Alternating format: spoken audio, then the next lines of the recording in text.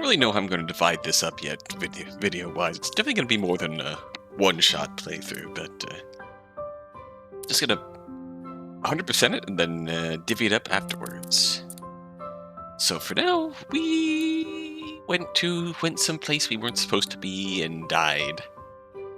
So let's just leave it be. We don't want to go down the door, even though our goal is down the door. However, I couldn't get too carried away.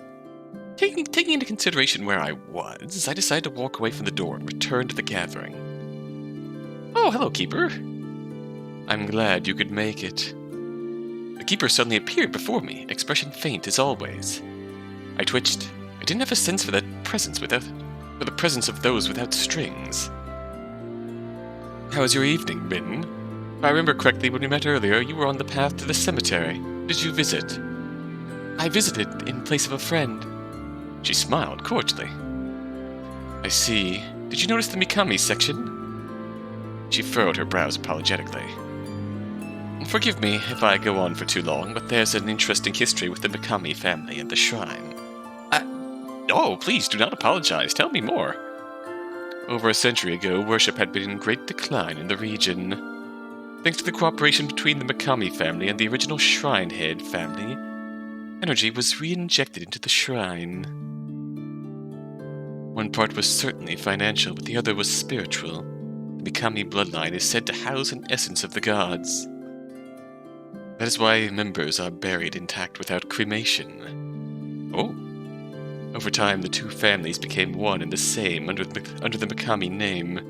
The kanji has changed, but that's another story altogether. Is the priestess also from the Mikami family? She smiled at my attentiveness. Yes, she is, the youngest generation. She gazed at me with a touch of coldness. I would love if young people like you would take interest in the shrine. If you have a chance, you could talk with the priestess. Or if you prefer, ask me your inquiries. I couldn't discern her age. There is something delightfully mysterious and elegant about white-haired Fornoki characters. I would be happy to answer. That's generous of you. She smiled humbly. I am but a keeper for the gods. That moment a townsperson appeared and whispered into Keeper's ear. I'm afraid I'm needed for something. Please enjoy the rest of the evening. The light nod, Keeper walked away. Oh, hello. Before long I found the priestess and approached quickly. Good evening. She stopped mid-step, as if she had intended to walk elsewhere. The entire evening the priestess had been moving around, so much so that I had just barely caught her for a moment to talk. She looked at me, blankly. Hello. Her brows raised very slightly. You're the visitor. To her, I was but a guest to the town. To me, she could be an important source for my investigations. Observing her features, I found again her similarity to Mikami Itoha. Yet she also held herself in a different way than the languidness of Shoko's target. Her eyes really were gold, not a trick of the light from the distance. My tongue loosened unintentionally. You have golden eyes. Fairy eyes. It's a term from another country that refers to golden eyes that can see the unseen. I wondered what she saw, if she saw anything different from what I saw, from what normal people saw. I had once been told about fairy eyes, that my left eye gave me my ability. She smiled. In that case, you also have a fairy eye. One blue eye, one gold eye. You have pretty eyes. You do. The priestess looked a bit surprised at my compliment. Then she smiled again. You have pretty eyes. My heart skipped a beat. What does a priestess for this shrine do? She paused for a moment to put together an answer. We preside over ceremonies and maintain the shrine. Keeper also takes a role in those matters, but priestesses are closest to the power of the stringless god. Oh. The stringless god? That was a name I did not recognize. I tried to imagine the god of the local religion as I jotted down a note on it in my mind. The stringless god? She took on a serious expression. Yes, stringless god. She made a distracted swish of her head. Regarding ceremonies, I will also be I will also be performing the thread-cutting sword dance next week. She stopped and looked away. Following her gaze, I saw the blindfolded girl from earlier in the day with Keeper. The priestess and the blindfold girl were twins. Two identical people in the same small town could scarcely be unrelated doppelgangers. Was the blindfold girl in some sort of trouble that could warrant the priestess's concern? Cleaning my ears, I could not hear the conversation over the low noise of general chatter. The priestess looked at them with a complicated expression. There were two priestesses, until something happened to the one, and now only one presides over the ceremonies. Two twins. Obviously something happened to the one who now wears the blindfold, so now this lady is the only one responsible for the ceremonies. If you have time, I invite you to watch the dance. Then she left. After my chat with the priestess, the gathering came to a close. Awfully, can't be coincidence that, Mana's encountering a bunch of people with no strings on them in a town that worships a god called the Stringless God. We returned to the inn, exchanging a few words of small talk with the innkeeper, who also mentioned the ceremonial dance upcoming. It was now well dark outside, even lit by lights. A small circular window was shuttered for the night. The, thread-cutting sword dance, ceremony very much gives me, Watanagashi, higurashi vibes. Taking a hot shower to clean away the sweat and grime of the day, I prepared to enter the hot spring to wash away my fatigue. A bamboo pipe poured the hot water into the pool. A wooden wash basin was set nearby. Water spilled over the spring's edge. My body was stitched together, covered in scars from the incident that left me comatose for weeks this year. Also, important note from the bad ending, depending on how this all gets spliced together. Important note to remember from the bad ending. The bad ending was the second time Mana got stabbed through the chest. I had no choice but to book a private one. Submerging myself up to below my shoulders, I felt warmth seep into my bones. I also poured myself a small cup of alcohol for a different kind of warmth, sipping the cool drink and feeling its burn. Now then, what did you find today, Mana? I used to talk with Shoko about cases. Right now I could only talk to myself, like someone without even a rubber ducky. The local religion worshipped an entity called the Stringless God. The priestess had made motions of cutting and would perform a dance called the thread-cutting sword dance. In other words, a major part of the shrine was the severance of strings. What strings? It wasn't black strings today. Shoko had never mentioned the Stringless God. In fact, Shoko rarely spoke of her hometown, aside from the snippets of her youth and her yearn for Mikami Itoha. From the outside, the shrine appeared like any other local religion with its own flavor of Shinto, but it gave me the same gut feeling as a New Age cult. Why? No particular reason. It could have been as simple as a fervor of prayer. At worst, I could apologize to them mentally for calling them suspicious. With priestesses who resembled Mikami Itoha, more likely than not, Mikami Itoha was also involved in the Stringless God's shrine. If you also recall from the bad ending, we found Mikami Itoha way at the bottom of the shrine, perfectly preserved, before he got stabbed to death. That left me with the question of whether she was dead or alive. It also raised the question of if our two shrine priestess twins are descendants of Mikami Itoha.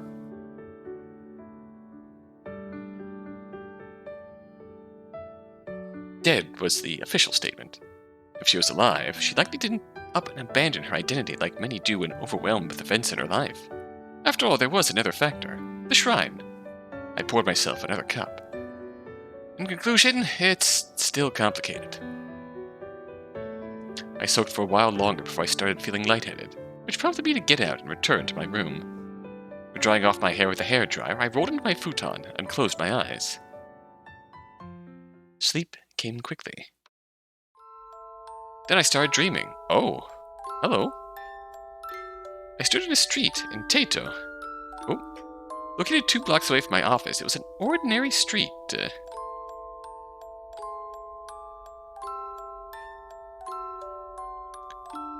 An ordinary street with no defining features aside from the good food truck that came on Wednesdays.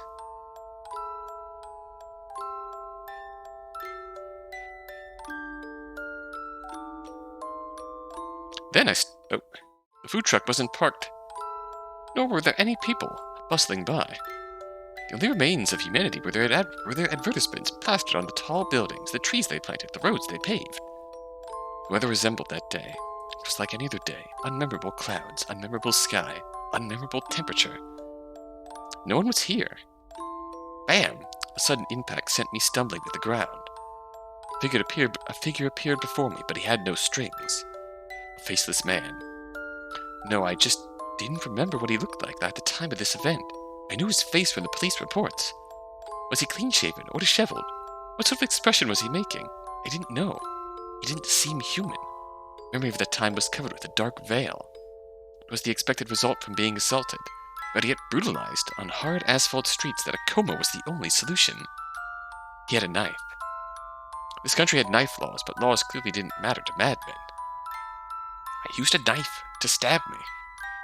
Although we had no relation, not even tenuously through cases I worked on, he lost it one day and decided to play kill the detective.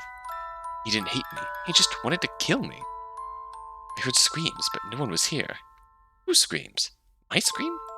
My dream throat was too busy bubbling up with red to make such coherent sounds.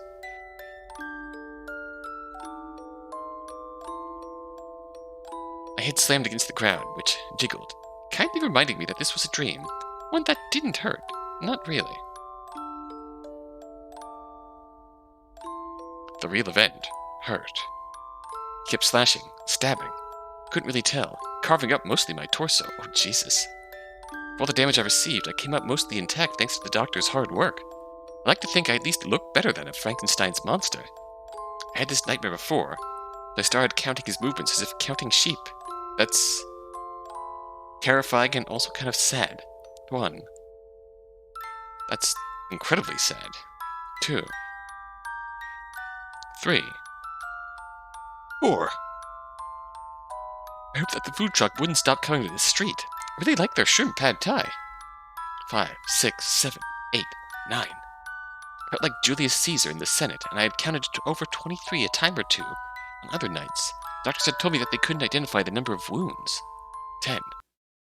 Woke up. Sitting up, I touched my slightly damp pillow that had been stained by cold sweat. I checked my phone. As the sky conveyed in broad strokes, it was still nighttime, but if one wanted to be pedantic, it was early morning.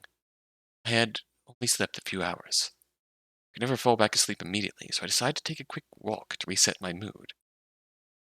Oh. Poor decisions. We saw a blindfold gal at the cemetery. Might run into Miss Fairy Eyes at the shrine.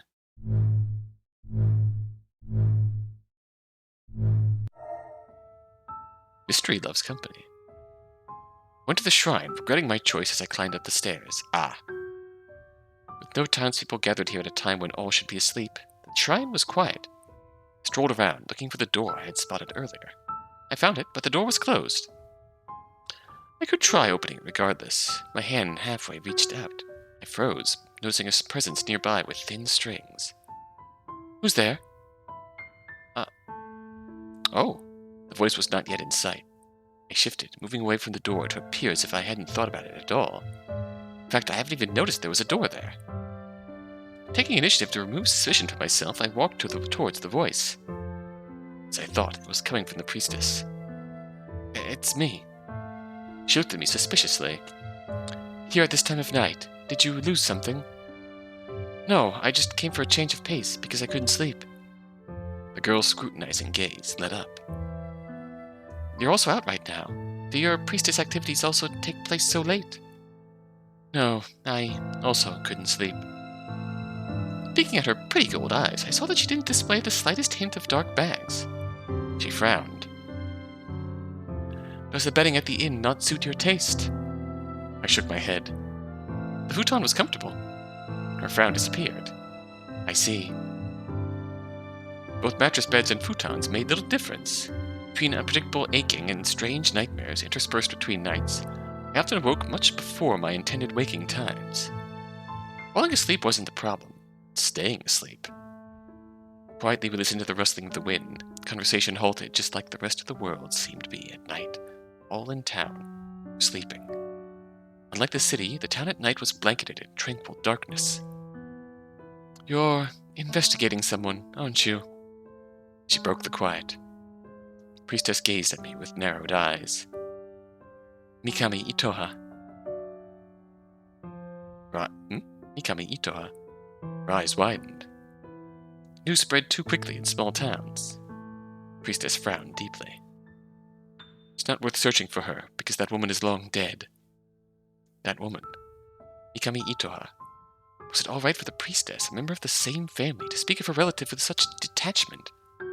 She started walking, gesturing me away from this area close to the door. We held a very private funeral for her. Maybe that makes people doubt her death. Why so private? The priestess became somewhat defensive. Tradition and religion. She's buried in a cemetery, so you should go pay respects to her grave if you want to talk with her. Otherwise, there's nothing you can do about the dead. I disagreed, but I didn't want to pick a fight with her, as she appeared to be done with the matter of Mikami Itoha. Walking along, I pointed to a random tree that caught my eye, as to change the topic. That tree looks young compared to the rest here. Was it planted recently? The priestess looked calmer now that the subject had been changed. Yes, my sister and I planted it together when we were younger. Her tone softened at the mention of her sister. She looked at the young tree almost wistfully, shaking her head as she turned her gaze away. Sounds like you get along well. Siblings are nice. She smiled faintly. Yes. Twins. Though the two girls shared the same appearance. Curiously, they left such different first impressions. I had met siblings of all sorts, those similar and those vastly different, those who mourned for each other and those who murdered the others. Still, identical twins were rare. But they chose to wear the same hairstyle but different fashion was interesting to me. If they were to swap clothes, I wondered if I could tell them apart. How old are you? 22. You're still young. She looked at me curiously. Is that so? Of course. She'd only been old enough to drink for 2 years. A legal adult for 2 years. She does give off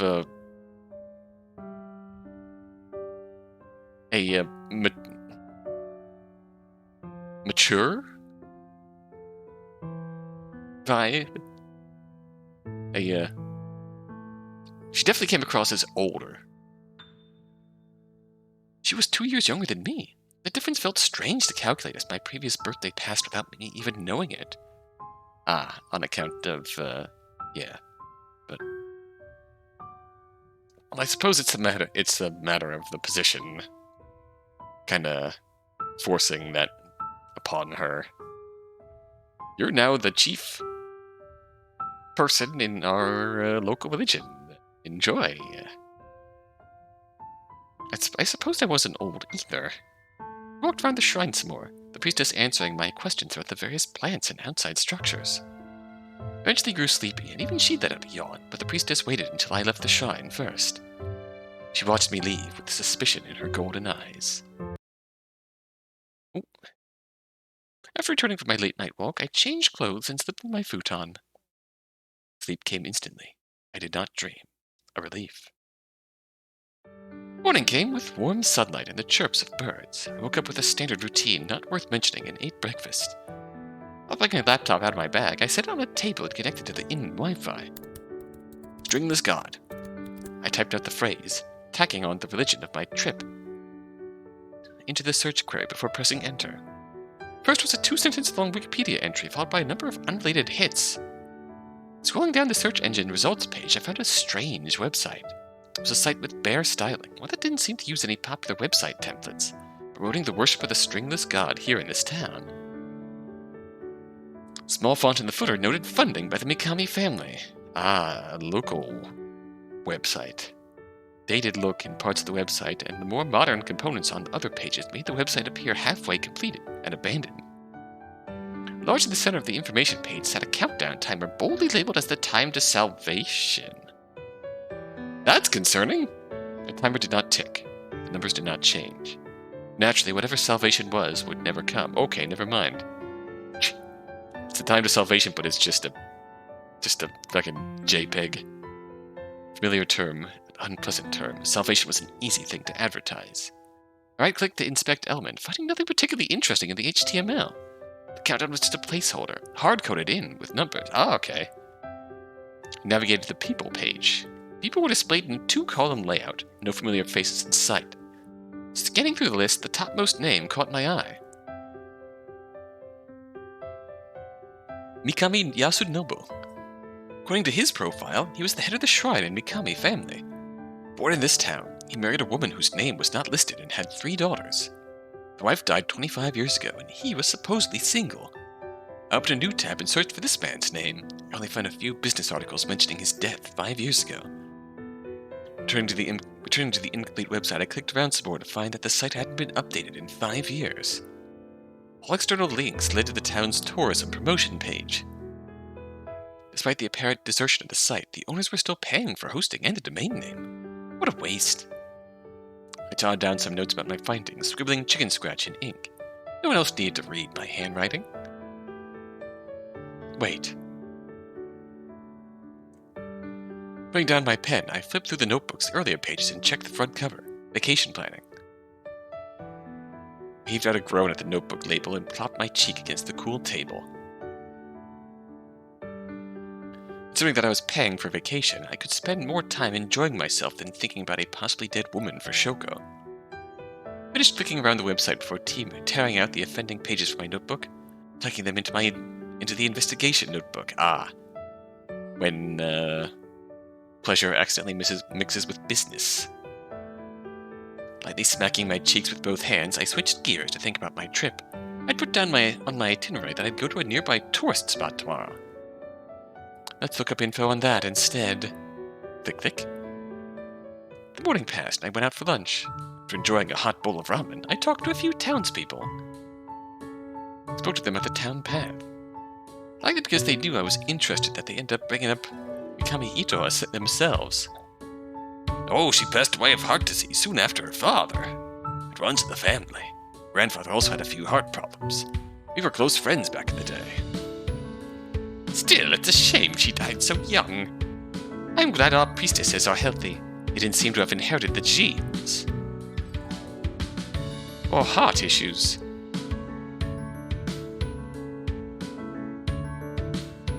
Even though they look so similar to Itoha. The priestesses were despondent for a while after she passed away. Were they close? Close enough. Close enough. They were among the only people allowed to go to the private funeral. It's tradition, you. You couldn't go to their grandfather's funeral either. You know, I'm still upset about that. Oh, don't let this depressing talk drag your mood down. And for the innkeeper that you knew, Shoko. That girl went to the city, didn't she? The conversation shifted. Itoha was always a bit sickly. Did she ever go missing? Missing? No one in her family ever reported her as missing. City folks sure have interesting imaginations. Not much happens when you're sick around here. People don't get spirited away. She was often bedridden, so we didn't see her much, especially when her condition was bad, but she was around. I heard it was heart disease. Yes, heart disease. No one could have predicted that it would take her so soon, even though she was often ill. Be sure to stay healthy, young miss. Young people these days often sit around all day for their jobs. It's not so good for you. Of course. I ended up getting fussed over. Oh, hello. Walking off the rest of my lunch, I spotted the blindfold girl in the distance and approached. She was in the park on the orange cobblestone path lined with benches and streetlights. Trees and bushes sat along the edge of the path. She wrapped a black string around her index finger, twirling it back and forth until the string fell off her finger like a snake. When she flicked the darkness, it vibrated, making not a single noise. Eh? The black string floated in the air between people, marking a relationship of negative emotions. It wasn't like a harp string one could simply pluck. Strings weren't supposed to be physically tangible, so I reached out my hand to touch a black string. My finger passed through without resistance as always. String density in this town was low, I abruptly thought. She smiled and greeted me. So she has a black string. Her sister has some very thin strings of her own. Hello, detective. Hello. I was wondering, do you know my name? She pointed to herself with one finger and cocked her head to the side. I could see her eyes. She probably would have winked at me. Mikami... Stating her family name, I watched her reaction for a confirmation, but I had no clue about her given name. Did Mikami names have a pattern? I'm afraid I have no idea. She grinned. That's all right. Do your best, detective. She wasn't going to tell me her name. Fair enough. Making a twirl that caused her dress to flare out, she took a few steps around me, as if observing from all angles. I don't know if you've noticed, but people are interested in you. You're a sleuth, so everyone thinks you've got some sort of interesting case and wants in on the gossip. They're happy to answer questions, but, She smiled wryly. The more you dig, the more likely you'll upset people, and you won't be able to stay in this town anymore if that happens. Thank you for the warning. I'm also interested in you, you see. She turned to my front, tugging at a black string behind her back. Motion rippled down the darkness. She made a sad smile. Do you think it'd be better if everybody in this world got along? If everyone in this world got along, there wouldn't be any of these black strings. I closed my eyes for a second, imagining the world without strings. I didn't hate it, the idea of not seeing them, assuming I wasn't working as a detective anymore. I'd be out of a job if that were the case. Brows raised at my response. Of course, her question wasn't about strings. Everyone in the world getting along is a criteria for utopia. Some religions promise that when you die and go to heaven, or when the special day comes, everyone in the world will get along. People's hearts aren't so simple. She looked at me curiously. She is far more expressive than her sister. Why do you say that? I'm not saying that free will and all getting along are incompatible realities, but it'd just be missing something. There's always someone you get along with better than another, unless it's a boring world where everyone is the same. No one is special, so no one is unspecial. The good emotions that people have wouldn't matter anymore either. I don't mind our world right now. I saw, many times, scenes that might make some people wish people could get along all the time. People fought, yelled, resorted to violence. Sometimes they were arrested, sometimes they just died. As someone who followed black lines, I saw these people a lot. However, the incidents that made it to a detective's table were abnormal to start with.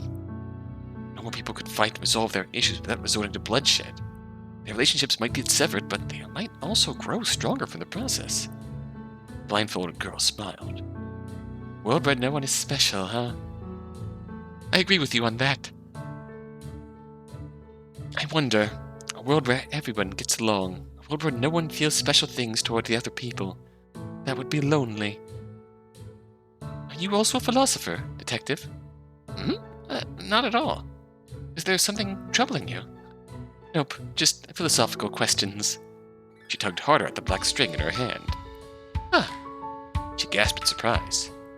Abruptly, she let go of the string. The resulting undulation running down the string made me wonder what physics the thin black followed. The movement eventually stopped.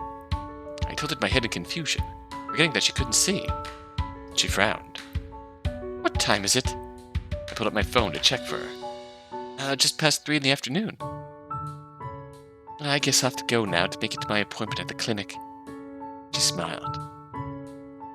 You know, detective, I do like chatting with you. Are you free for dinner tonight? I'd like to invite you out for a meal. Well then, that's abrupt.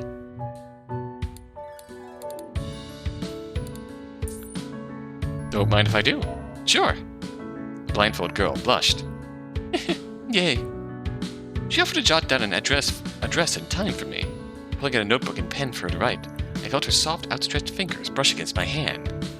She wrote beautiful characters with their only flaw that they had become lopsided on the lined paper. See you later. Then she gave me a delicate wave and left. After my chat with the blindfolded girl, I walked to the shrine. Oh. Climbing the stairs, I saw the priestess, seemingly deep in thought under a tree. Noticing me, she turned to watch me ascend the last step. Good afternoon. Good afternoon. Compared to the previous evening, the shrine grounds appeared empty. It was just the afternoon sunlight warming the stones and the two of us. Could I ask you a few questions about the shrine? She looked at me in anticipation. She did not look thrilled. What are the beliefs behind the worship of the stringless god? Who is the stringless god? My simple question, a furrow on her brow loosened. Strings. She made a gesture at something in the air I couldn't see. Taking a thin, invisible something between her slender fingers. Do you see a different sort of strings than, Mana and your sister? She spoke blankly.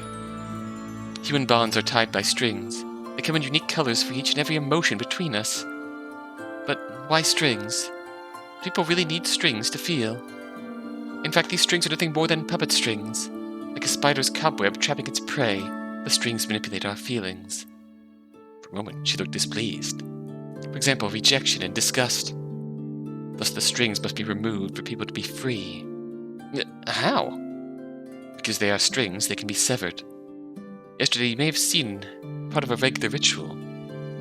The priestesses of the stringless god can cut the strings between people. The intent of these rituals is the removal of all strings, purification. String cutting is done in a step-by-step fashion, one string at a time. So purification refers to the severance of the last string. The stringless god is the source of humanity's ability to reject the strings that puppet us. It's the enabler of our freedom. The blessing that it gives people is stringlessness.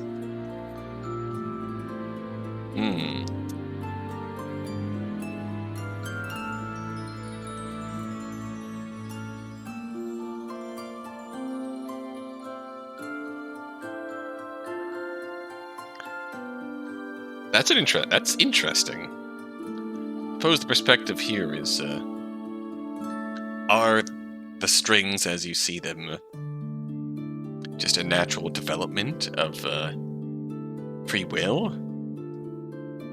An indicator of our relationships? Or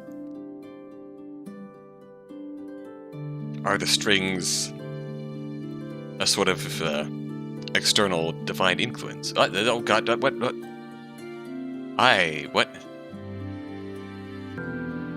Ignore that. Stringlessness unnerved me. It wasn't just a matter of the uncanny valley, the sense of sight. Rather, in all 5 senses and the 6th one reserved for strings. Yet maybe I was the one who was seeing the wrong thing all along. To everyone else, a stringless human was normal. Everything came around full circle, but I didn't like it. Searching for words, I met her golden eyes that shone with conviction. I can see the strings. She ran her hand through the air. She had a scrutinizing gaze. And she touched one of my black strings. A thin gray one to someone whom I vowed never to talk to again. She touched it, twisting it in her hand before letting go. She appeared somewhat despondent that she did so. My heart started to race. She wasn't lying. She smiled. What do you think?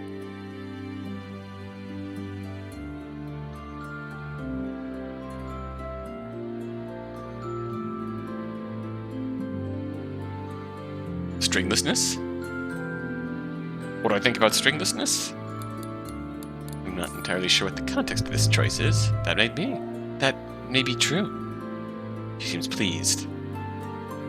What color is the string of hate? The priestess told me plainly. Black. The response confirmed that we saw at least part of the same reality. What is the breadth of human emotion? We lose something or gain something if all strings are cut. She smiled. Nothing will change, but your emotions will become your own. If the strings are cut, will all humans get along? Her brows furrowed. I don't know. Would you like a world where everyone gets along?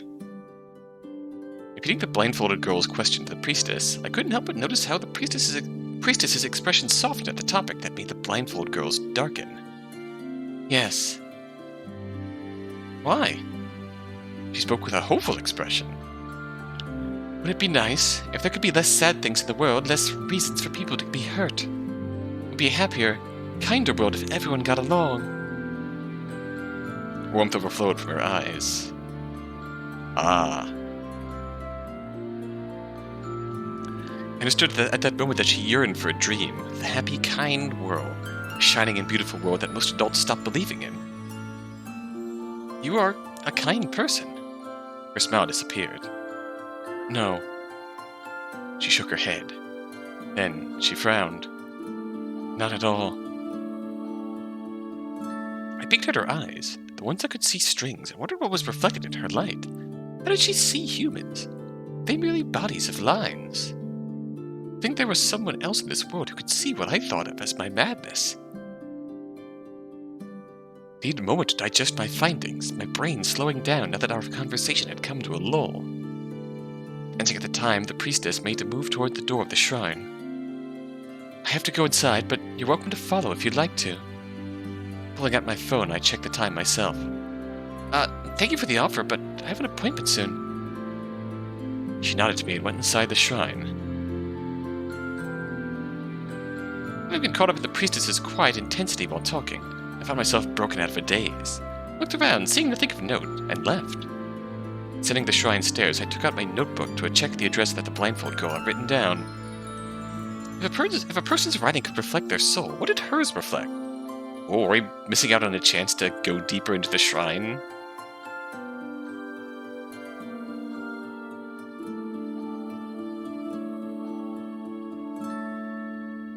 Because we have a dinner date with your sister? She had beautiful handwriting.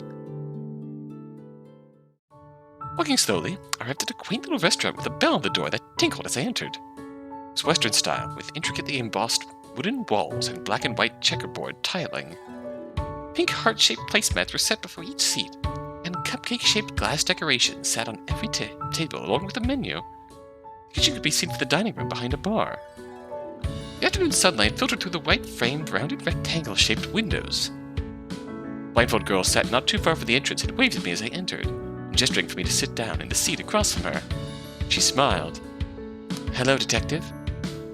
Taking a seat, I opened up the menu before me for a quick glance.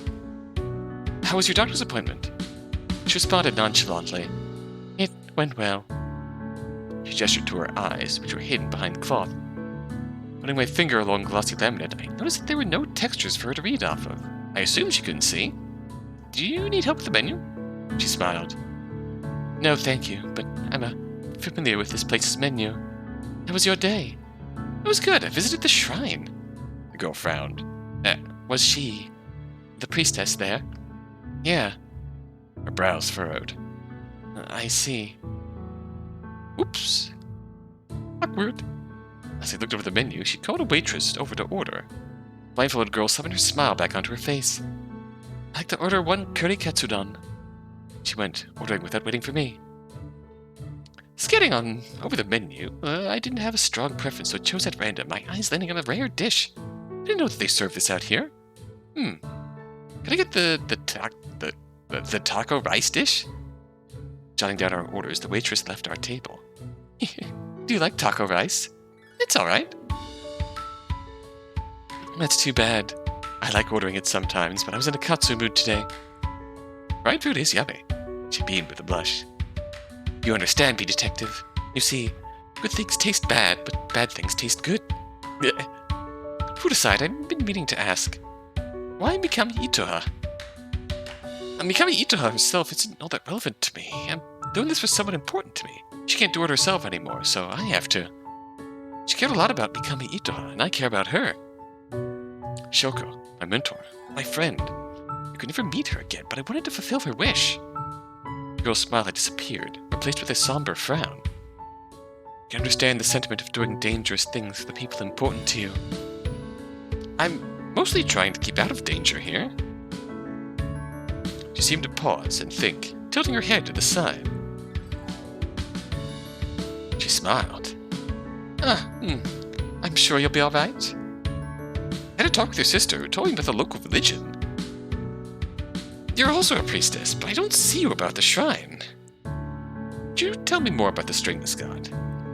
What's your take on the local deity? She turned sad. She smiled sadly.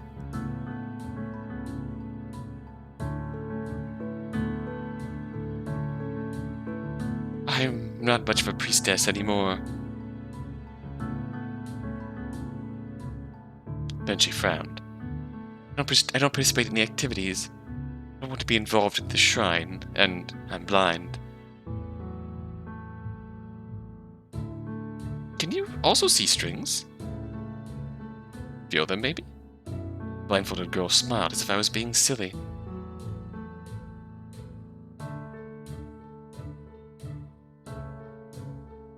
Do you think I can see? Who knows? Waitress arrived with our orders, putting a pause to the conversation topic. Gave thanks for the food and started to eat. The little blindfold girl appeared dexterous around people. Dancing around me when we chatted, she showed her clumsy side to me when she grasped for utensils to eat. She was a fork type of girl. I picked up my own chopsticks while watching her hands. She frowned as she started to speak. My sister, she really believes in the stringless god. It's complicated. The Mikami family is deeply intertwined with the shrine, so you'll find out a lot about both if you keep looking into Mikami Itoha. The girl twisted her lips up into her usual smile. But I really can't answer your questions. Took a bite of her food. You've got a bit of sauce on your lip. She pouted and blushed. Pink tongue darted out to lick the side of her mouth. Did I get it? Yes. She smiled with relief. Ended up talking about food, such as how a Tex-Mex Okinawan dish ended up on the menu here in the mountains, and why curry went well with tonkatsu. Before I knew it, we finished eating, and it's dark. Night had fallen outside. A charming conversation. Going to the counter to pay, the blindfolded girl started to take her wallet out. She grinned. My treat. No, let me pay. She pouted. I invited you to dinner, so I'll pay. I can pay. The girl smiled defiantly. The game's on. Nope. Take me out on a date next time if you want to treat me to something. Just kidding. If I have a chance, then. I ignored the expression of the person at the counter. She blushed with a pout. I'll look forward to it, detective. Oh, I do like her. She's charming. Leaving the restaurant, we walked down the same path for a distance. However, as her home and my lodgings were in opposite directions, we later split. After some time, I returned to the inn. I relaxed, soaking in the hot springs under the night sky. Overheating, and getting a tad pruny, I remembered I had wanted to enjoy the nature in this area on my trip.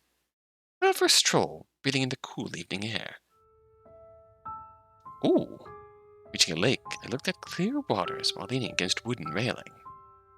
Wooden path lined the side of the lake. Forest around the path's railing threatened to swallow the wood up. Little path of rough stone steps led up a hill to somewhere. As the sky was overcast, no moonlight, only darkness could be reflected. I walked along the lake and then stepped onto a forest path. It was steep. Rope barriers surrounded it. Nature seemed to threaten to swallow it up here, too. The ground soon grew uneven, only dirt devoid of grass informing where to walk. My legs complained about the trek, but my eyes rejoiced. Looking up through the trees, I found that the clouds had moved out. I saw a starry sky. I didn't know that this place was remote enough to see stars. In the city, there was no chance. The only stars were those on the ground. Shoko would enjoy a hike here. She probably had. I heard a rustling noise. Took a deep breath. I was being paranoid. Seeing no strings, I concluded that no people were present. The noise could have come from animals. Or one of the stringless ones. I continued walking. Crunch. Thinking I had stepped on a fallen branch, I looked down at my feet. Nothing was there. Where'd the noise come from? Then I saw it. A monster? What the fuck? Hello there. What is this? Made of man and darkness, stood in the forest, crunching away at something unknown. Darkness burst forth from the man, who looked dazed and lifeless. It was covered in red strings. Eyes, countless rows of teeth. Drip, drip, drip. fell to the ground, but the sound echoed in my ears. What am I looking at here? My breath turned to cement in my throat, cold sweat rolling down my neck. Suddenly my scars began to itch as if the monster were caressing my skin. It hadn't seen me yet. The man also looked like this. A monster. Darkness. Red and black darkness. Taking a deep breath, I forced myself to calm down. Oh, wow. Monster hadn't spotted me yet, idling many meters away from where I stood. As long as I stayed quiet, around as quiet as I was walking here, it wouldn't notice me. Playing out a course to escape, I started to walk away slowly. I pressed a finger against my temple and counted the hours I slept. Was I so exhausted that I could hallucinate monsters? The scars on my body pulsed. Monsters, did they truly exist? Even the black strings of hate I saw were merely an extension of human emotions. They were human, through and through. What if? I hated this line of thought. And the man who tried to kill me and haunted my dreams, I remember what that person looked like on that terrible day. He looked like the monster. It wasn't the same monster, but he looked like the monster. Why did a monster appear before my eyes? What was I seeing?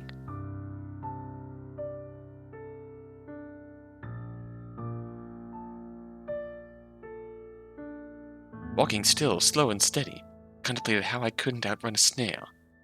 Not get caught, I was better off not getting noticed. Not looking in front of me, I bumped into a human figure and stumbled. Who was it? A slender, feminine figure. Huh? Panic congested in my veins cleared as I saw who it was. Ooh, got a choice here. One with hidden eyes. Why so jumpy, detective? The blindfolded girl looked at me curiously. I quickly peeked behind me, seeing nothing much to my relief. Thought I bumped into a wild animal or something of the sort. Wild animal? That monster was nowhere close to a wild animal. She frowned. A wild animal? It was nothing. Are you having a nighttime walk? I suppose I am. She smiled. My sister likes taking walks into this forest. You're so close to your family. The girl grinned wryly. Nope, not at all. I had an older sister who I didn't care for in the slightest, and my father wasn't much to talk about either. The wry grin faded into a frown. Mikami Itoha is our older sister. Oh. She was our father's eldest daughter.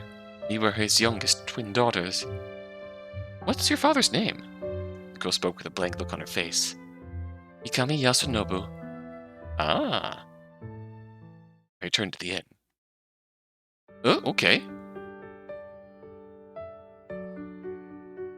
I spent, following day in a nearby town, enjoying a number of tourist activities, and not thinking about my personal investigation, and not thinking about what the fuck I saw last night. I mean, Jesus Christ, what? What? Oh, God diggity, I need a break from that.